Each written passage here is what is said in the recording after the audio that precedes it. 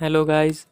तो हमने पिछले 2 वीडियो में पैरामेट्रिक क्रियो के बारे में इतना तो सीख ही लिया है कि अगर कोई हमें सिंपल पार्ट्स बनाने को दे तो आप उसे आसानी से बना पाओगे। तो गाइस आज की वीडियो स्टार्ट करते हैं। तो आज की वीडियो में हम नट बनाना सीखेंगे। ज़्यादा टफ नहीं है गाइस, बहुत जल्दी आप सीख जाओगे। तो हमारे सामने पैरामेट्रिक क्रियो ओपन हो गया। अब यहाँ पे हम फाइल नेम में आज नट बना रहे हैं तो हम नट लिख देंगे और फिर इस बॉक्स को अनचेक कर लेते हैं। और फिर गाइस अब यहाँ पे हम यूनिट सेट कर लेते हैं। यूनिट में MMNS पार्ट सॉलिड, फिर ओके कर देते हैं गाइस। तो हमारे सामने फिर 3 प्लेन आ गया है। अब इसमें हम एक प्लेन सेलेक्ट कर लेते हैं और स्केच पे क्लिक करके स्केच व्यू कर लेते हैं। तो अब गाइस हमें यहाँ पे पॉलीगॉन लेना है, तो उसके लिए हमें ये पैलेट का यूज़ करना पड़ेगा जिसमें हमें हेक्सागोन लेना है। तो हेक्सागन के लिए ये 6 साइडेड हेक्सागन पे क्लिक कर लेंगे और फिर इसको ड्रैग करके हम यहाँ पे ले आएंगे। तो गाइज अब इसको हम क्लोज़ कर लेते हैं।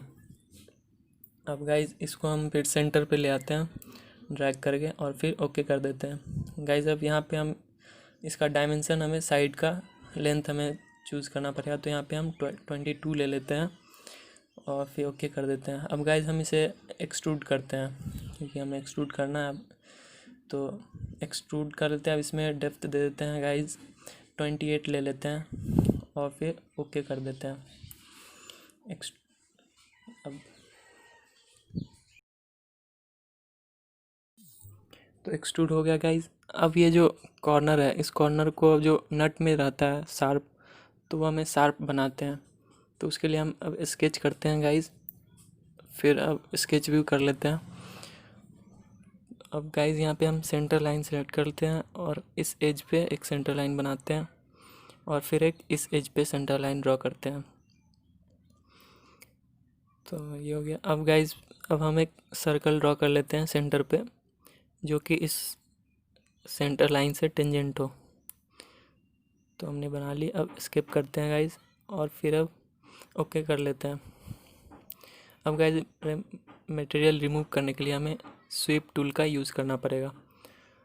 तो स्वीप पे क्लिक करते हैं गाइज और फिर अब हमें फिर से स्केच करना पड़ेगा। तो यहाँ पे जो आप लेफ़्ट साइड में ऊपर स्केच देख रहे हैं उस पर आप क्लिक कीजिए और फिर हम स्केच व्यू क्लिक करेंगे तो हमारे सामने आ जाएगा। तो अब लाइन ड्रॉ करते हैं गाइज। ये इंटरसेक्शन पॉइंट पे दोनों सेंटर लाइन जो इनसे इंटरसेक्ट हुआ, तो अब इस एंगल को हम 30 डिग्री ले लेते हैं और फिर हम इस लाइन को पीछे एक्सटेंड करते हैं और एक ट्रायंगल कंप्लीट कर लेते हैं गाइज। तो ये हो गया, एक ट्रायंगल बन गया। अब हम ओके करते हैं गाइज। तो आप देख रहे हैं इस तरह का आ जाएगा स्ट्रक्चर और फिर हम रिमूव मटेरियल कर देंगे गाइज। तो ये हो जाएगा, रिमूव हो जाएगा मटेरियल। फिर गाइज ओके करते हैं हम। तो हमारे सामने ये आ गया इस तरह का। अब गाइज हमें इस तरह का शेप हमें इस तरफ भी चाहिए, इसके अपोजिट साइड में भी चाहिए। तो गाइज उसके लिए हम फिर से इसको ड्रॉ कर लेते हैं क्योंकि ज़्यादा टाइम नहीं लगता है गाइज, आसान भी है बहुत। बस स्केच करते हैं इस पीछे वाले सरफेस पे और फिर स्केच व्यू कर लेते हैं। अब सेंटर लाइन फिर से सेलेक्ट करते हैं और इस एज पे एक ड्रॉ करते हैं और एक इस एज पे कर लेते हैं। इस पे हो गया और एक इस पे ले लेते हैं और फिर एक सर्कल बना लेते हैं सेंटर पे, जो कि इस सेंटर लाइन पे टेंजेंट हो। स्किप करते हैं गाइज और फिर ओके कर लेते हैं। और फिर गाइज फिर हम स्वीप करते हैं और फिर इधर लेफ़्ट साइड में स्केच है उस पर क्लिक करके स्केच भी करते हैं गाइज। तो ये हमारे सामने आएगा। अब इस इंटरसेक्शन पॉइंट पे हम फिर से एक लाइन ड्रॉ करेंगे 30 डिग्री एंगल पे और उसको एक ट्रायंगल में कन्वर्ट कर लेंगे, उसको पूरा कंप्लीट कर लेंगे ट्रायंगल में। पहले इसको 30 कर लेते हैं और फिर इसको अब फिर लाइन सेलेक्ट करते हैं और इसे पूरा ट्रायंगल बना देंगे।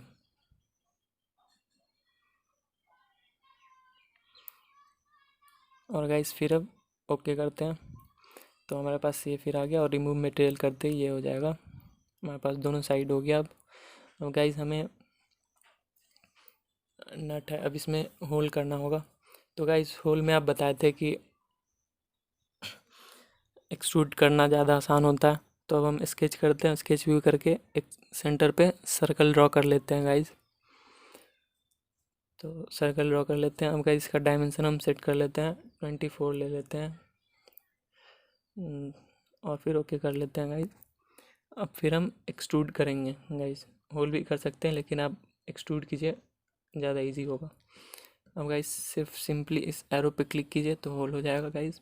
अब इसको हम एक्सटेंड कर लेते हैं पीछे तक इस पॉइंट को, तो वो पूरा होल हो जाएगा। तो गाइस हमने होल भी कर लिया। अब हमें थ्रेड कटिंग करना पड़ेगा क्योंकि अब नट बना रहे हैं, अंदर इंटरनल थ्रेड होता है नट के अंदर। तो अब हम थ्रेड बनाएंगे गाइस, तो उसके लिए अब हेलिकल स्वीप करना पड़ेगा गाइस। तो हेलिकल स्वीप पे क्लिक करेंगे और फिर अब रेफरेंस यहाँ पे देख रहे हैं, तो रेफरेंस लेंगे हम गाइस। तो रेफरेंस में हम डिफाइन करेंगे ये जो प्लेन है, तो इस प्लेन को क्लिक करेंगे गाइस और फिर स्केच करेंगे। तो अब स्केच व्यू कर लेते हैं गाइस। तो इस तरह का आ जाएगा हमारे सामने। अब गाइस यहाँ पे जो इंटरनल सर्कल एक लाइन ड्रॉ करते हैं, जो कि वो जो इंटरनल सर्कल है उस पे होना चाहिए, जिस जहाँ की हमें थ्रेड बनाना है जिस पे। तो उस पर एक लाइन ड्रॉ कर लेते हैं गाइस और फिर स्किप करके ओके कर देते हैं। तो अब गाइस फिर से रेफरेंस यहाँ पे हम लेना पड़ेगा हेलिकल एक्सिस। तो किसके अबाउट हमें हेलिक्स बनाना है वो थ्रेड, तो वो सेंटर लाइन एक पे क्लिक कर देंगे गाइस और फिर हम स्केच पे क्लिक करेंगे और फिर स्केच व्यू कर लेते हैं गाइस। तो ये जो आप यहाँ पे इंटरसेक्शन पॉइंट देख रहे हैं ये दोनों का, जहाँ पे हमें थ्रेड बनाना है सरफेस पे, तो उस पे हमें एक सर्कल ड्रॉ कर लेते हैं गाइस। और फिर हम उसका डायमेंशन हमें 2 लेना होगा क्योंकि थ्रेड का डेप्थ हमें डिफाइन करना होता है, तो हम उसको 2 ले लेते हैं और फिर गाइस ओके कर लेते हैं। तो गाइस देखिए यहाँ पे हमारे सामने इस तरह का आ जाएगा हेलिकल।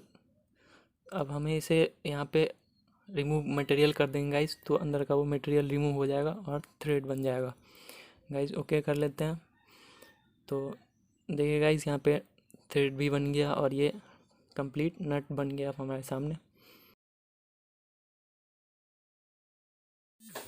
अब हम व्यू पे क्लिक करते हैं और फिर अपीयरेंस में जाएंगे गाइस। तो यहाँ पे हमें बहुत सारा कलर मिल जाएगा, तो आप अपने अनुसार सेलेक्ट कर सकते हैं और फिर इस नट पे क्लिक करेंगे और फिर हम कलर पे क्लिक कर देंगे, तो ये हमारा नट उस कलर का बन जाएगा गाइस। तो ज़्यादा टफ नहीं था, आप आसानी से सीख जाओगे।